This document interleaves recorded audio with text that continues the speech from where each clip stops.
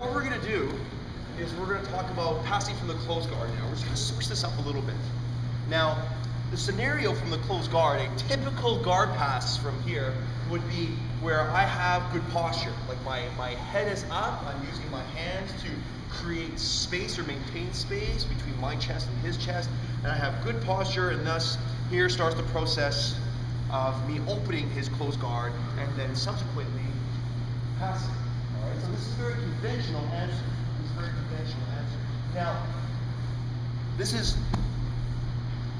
isn't always possible. Sometimes I will be down, right? Because why? Because Toby is pulling me down. He wants to break my posture.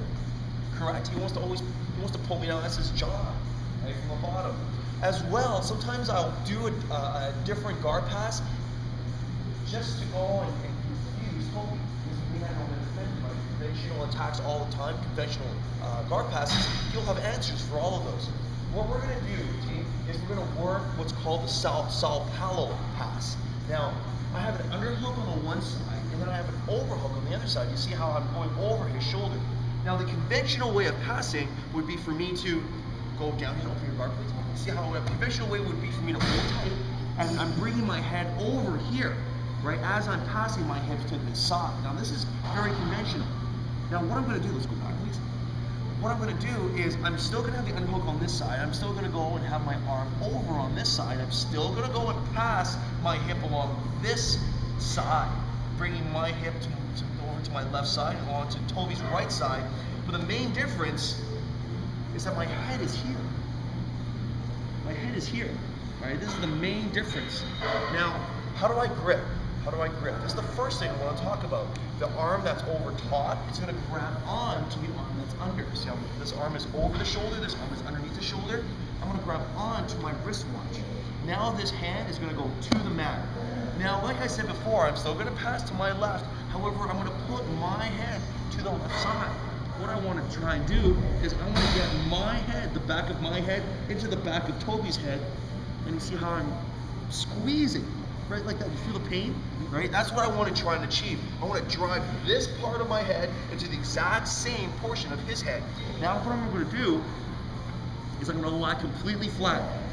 With this hand that's flat to the mat, I'm going to keep it here on the mat just so that Toby does not move. This hand here that's on top, I'm going to pull so my elbow goes to my rib cage. So what this pass looks like now, once I'm down, I'm going to pass to my left side, my head is down, same side as I'm passing, grabbing on, my hand creates friction, and I'm pulling this down, I am flat as a board, and I'm just going to walk. See, I walk, I walk, I walk. Eventually, his guard will start to open. Can you keep your guard closed for as long as possible, please? Here, you see how, why do I need this hand here on the mat? It's because after a while, Toby will just start to spin. See how he'll just turn on the mat? I don't want him to turn on the mat. I want him to stay still, because that's how I'm going to be able to go and force him to turn and thus force him to open up his guard. So I'm putting my hand here.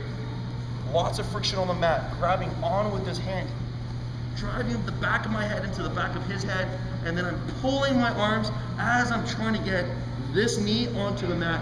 I'm just going to walk. I'm going to walk as much as I can, and then as I kick, I'm going to try to get this leg over.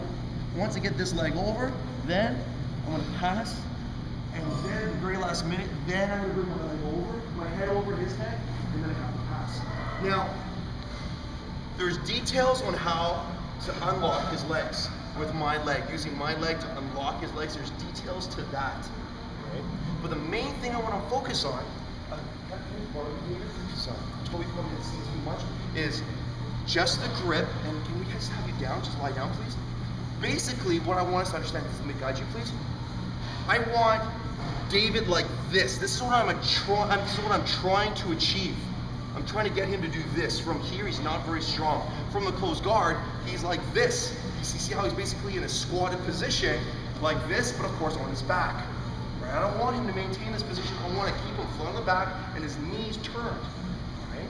So, as he has a closed guard on me, know how as I have the underhook here and this hand is underneath, like this. I'm grabbing onto this hand, and my hand is flat on the mat. I'm bringing my head to the overhook side like this. And you see how I am bringing the back of my head into the back of his head. And I'm flat here. See how my belly button is touching the mat? And I'm just gonna walk.